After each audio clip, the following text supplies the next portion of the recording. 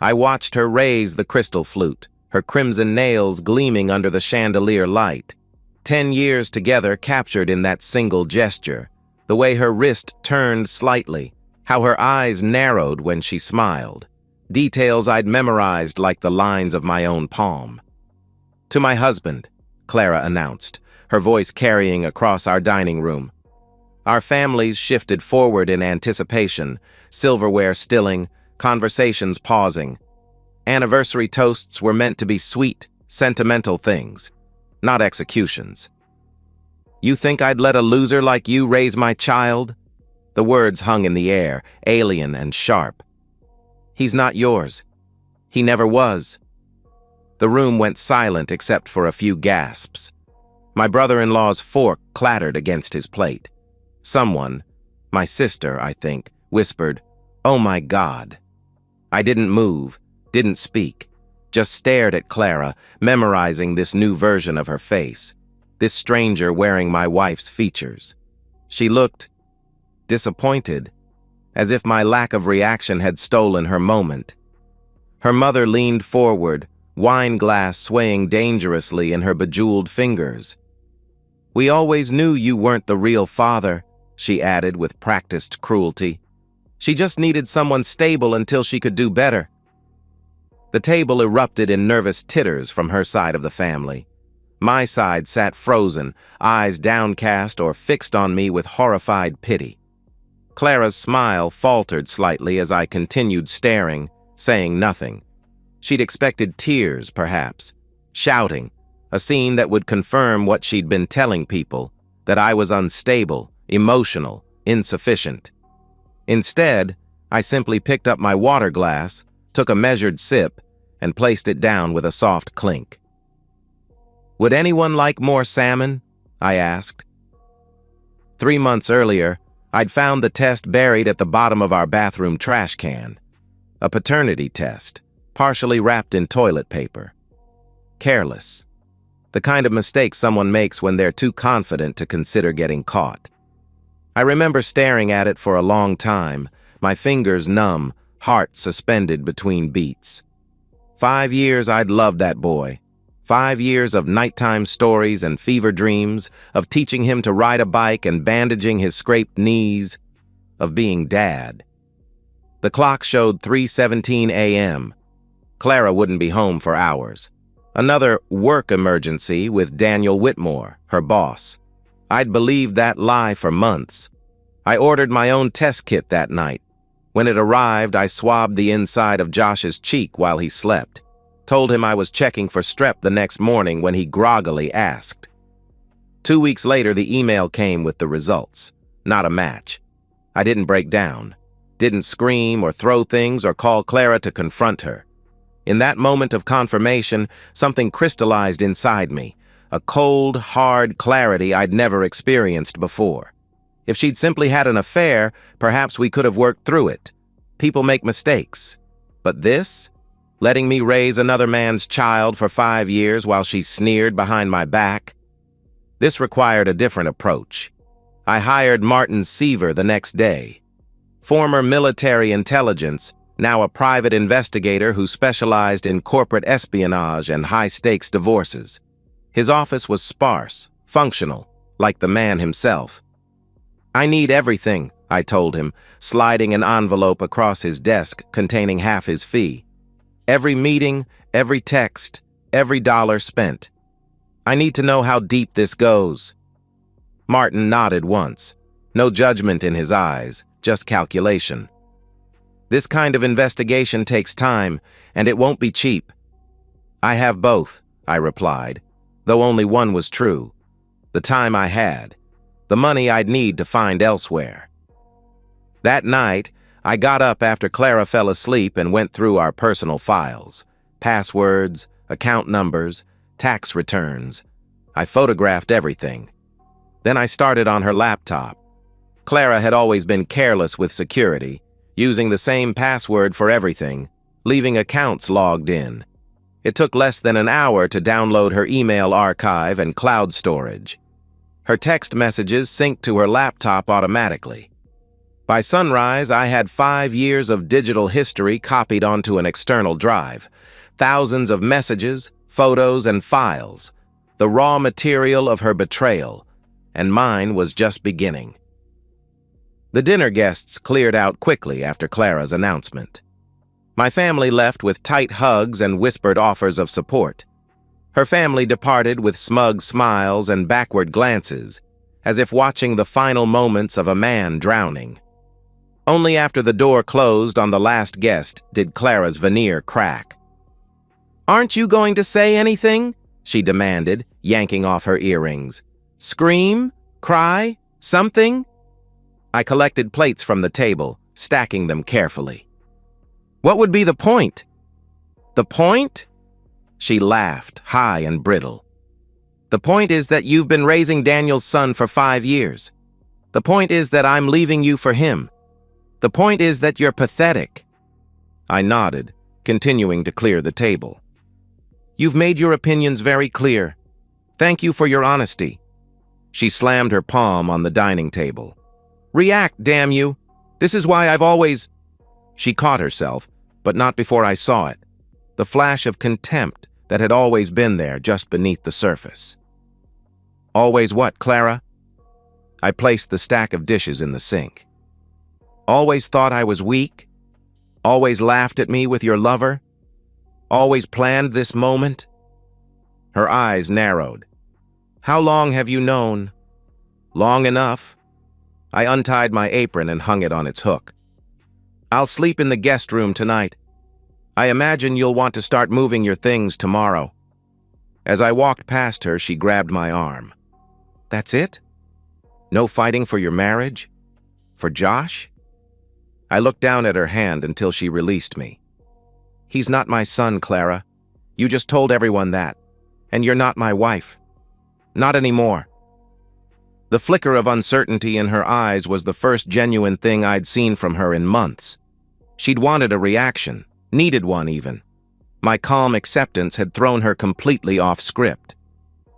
"Daniel's leaving Miranda next week," she said, her voice suddenly smaller. "He's taking the CFO position at the London office. We'll have a fresh start." I smiled then, and something in my expression made her take a step back. "I hope that works out for you both." Martin's reports came in weekly, each more damning than the last. At first, it was just the affair. Hotel reservations, dinners, weekend trips disguised as conferences. The usual sordid details of infidelity. But by week 3, something else emerged.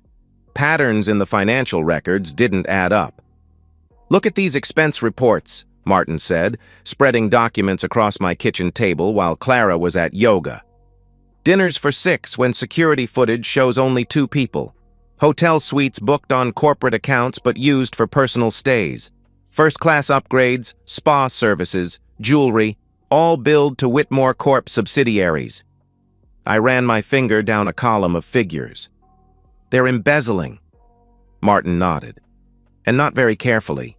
They're either extremely arrogant or extremely stupid."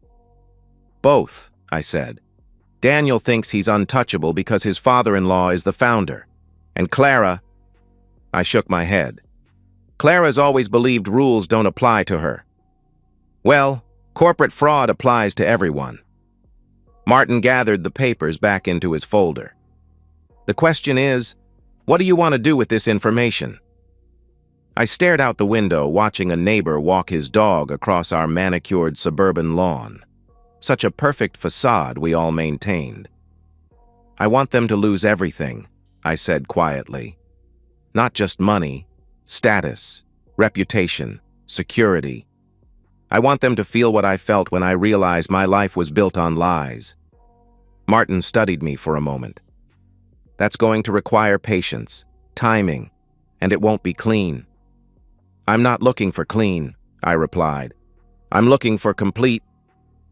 The morning after our anniversary dinner, I woke before dawn.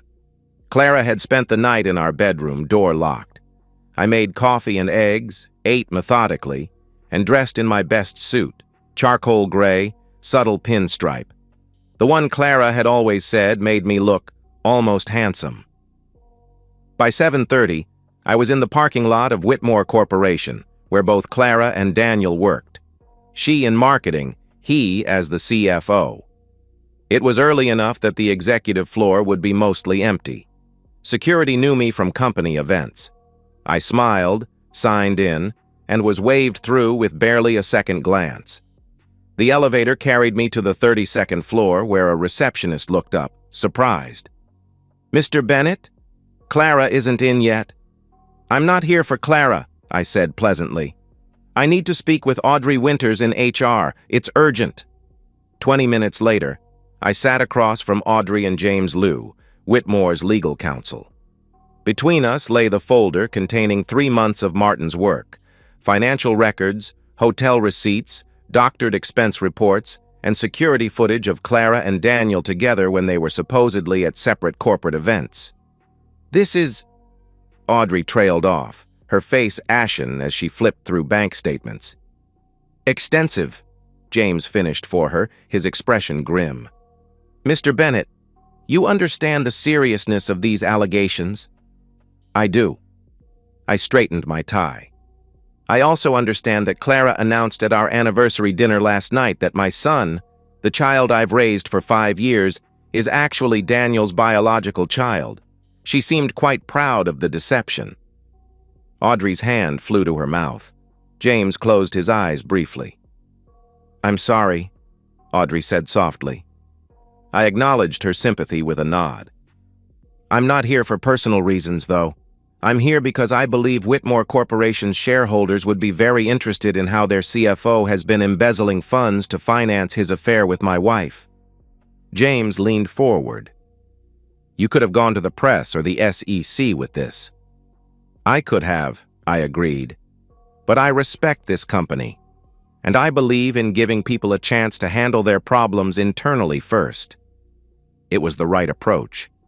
By appealing to their corporate pride and their fear of public scandal, I gave them ownership of the problem. They would be thorough. They would be merciless. "We'll need to conduct an immediate internal audit," James said, already reaching for his phone. "Of course." I stood, buttoning my jacket. "I've provided copies of everything. The originals are securely stored with my attorney." A lie. I didn't have an attorney yet. But the implied threat was clear. If they tried to bury this, I had other options. "Mr. Bennett," Audrey called as I reached the door, "what do you want from this?" I turned back, considering the question. "Justice, Ms. Winters. Nothing more, nothing less." While Whitmore Corporation digested the bomb I'd dropped, I moved on to Phase 2. The nice thing about wealthy, powerful men like Daniel is that they often marry women equally formidable. Miranda Whitmore was old money, Ivy League education, and descended from one of Manhattan's founding families. She wasn't someone who would scream and throw plates when confronted with her husband's infidelity. She was someone who would execute him with precision. I mailed the package myself, hand-delivered to her Upper East Side address. Inside was a curated selection of evidence, intimate photos, text exchanges where Daniel and Clara mocked their spouses, hotel receipts, and finally, the paternity test confirming Daniel as Josh's biological father. I included a brief, respectful note. "Mrs. Whitmore, I believe you deserve to know the truth about your husband's relationship with my wife, Clara Bennett. I take no pleasure in sharing this information, but I would have wanted someone to extend me the same courtesy. Respectfully, Elliot Bennett." 3 days later, my phone rang with an unknown number. "Mr. Bennett?" A cool, cultured voice. "This is Miranda Whitmore. I wonder if you might join me for tea tomorrow afternoon." Miranda was nothing like I expected. Smaller, older, with sharp eyes that missed nothing. We sat in her penthouse with bone china teacups and spoke of betrayal with the clinical detachment of surgeons discussing a complicated procedure. "How long have you known?" she asked. "About 3 months," I replied. "You?" "I've suspected for years." She stirred her tea precisely 3 times. "Daniel has never been as clever as he thinks, but I needed proof that would stand up in court. And now you have it." She smiled thinly. Yes. My attorney says the evidence you provided essentially guarantees I'll receive everything in the divorce. The prenuptial agreement had an infidelity clause that Daniel seems to have forgotten about. I'm glad to hear it. She studied me over the rim of her cup. And what will you do about Clara? Something similar, I said, though we don't have a prenup. No, but you have paternity fraud. Miranda set her cup down with a soft clink. And that, Mr. Bennett, is actionable in court. She was right, of course. Miranda Whitmore had spent decades navigating high society and its complex legal entanglements. By the time I left her penthouse, I had the name of her divorce attorney and 3 separate specialists in paternity fraud cases. The pieces were falling into place. The corporate investigation moved with surprising speed. By the end of the week, both Clara and Daniel had been called to separate meetings with HR, legal, and security. By that afternoon, both had been escorted from the building, personal items in cardboard boxes, employee badges confiscated. Clara came home in a fury. Mascara streaked down her face. "You," she spat the moment she saw me. "You did this." I continued reading my book. "Did what?" "They fired me. They fired Daniel. They're saying we stole from the company." She threw her box of desk items across the room. A framed photo of her and her mother shattered against the wall. "They're threatening criminal charges." "That sounds serious," I remarked, turning a page. "Perhaps you should call Daniel and coordinate your stories." She tried. For hours, she tried calling him, texting him, even emailing his personal account. No response. What she didn't know was that Daniel was currently in his own personal hell. Miranda had changed the locks on their apartment. His credit cards had been frozen. His personal accounts, jointly held with Miranda, were suddenly inaccessible. And the $30,000 Rolex he'd bought Clara for her birthday? Miranda's attorneys had already subpoenaed records proving it was purchased with their joint funds, making it marital property subject to division in the divorce. By midnight, Clara was frantic. "He's not answering. No one's answering. His wife, his friends. It's like everyone's ghosted me overnight." "That's unfortunate," I said, closing my book and standing. "I'm going to bed. You should probably start packing." "Packing?" She looked up, mascara now dried in black rivers down her cheeks. "What are you talking about?" "I filed for divorce this morning," I told her. "You'll be served officially tomorrow. The papers request you vacate our home within 5 days." She laughed, but it was brittle. "You can't do that. This is my house, too." "Actually, it's not." I smiled for the first time. "The mortgage is solely in my name. You insisted on that arrangement because your credit was bad after college. Remember? You said you didn't want to deal with the boring financial stuff." The color drained from her face. "But I've paid half the mortgage for years." "Have you?" "The bank statements show otherwise. Your contributions have been inconsistent at best. In fact, according to our financial records, you owe me approximately $67,000 for unpaid portions of our shared expenses." That figure was exaggerated, but she wouldn't know that. Clara had never bothered with our finances, happily letting me manage everything while she spent freely. "You can't do this to me," she whispered. "I'm Josh's mother." "Yes, and Daniel is Josh's father, as you so publicly announced." I headed for the stairs. "I suggest you speak with him about your living arrangements going forward." The next 6 months unfolded with the inexorable logic of a mathematical proof. Each action led to its inevitable reaction. Each consequence built upon the last. Daniel's fall was spectacular. Miranda's divorce settlement left him with nothing but personal possessions and a tarnished reputation. Whitmore Corporation's internal audit uncovered years of financial misconduct, resulting in civil penalties and a quiet settlement to avoid criminal charges, provided Daniel left the country and signed a non-disclosure agreement. He took a position with a minor firm in Singapore. No corner office, no executive perks. just a middle management role that barely covered his alimony payments to Miranda. Clara fared even worse. With no job, no savings, and no marketable skills beyond her connections at Whitmore, she moved in with her mother temporarily.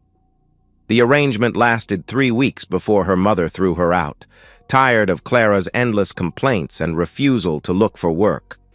My lawsuit for paternity fraud moved through the courts with surprising speed.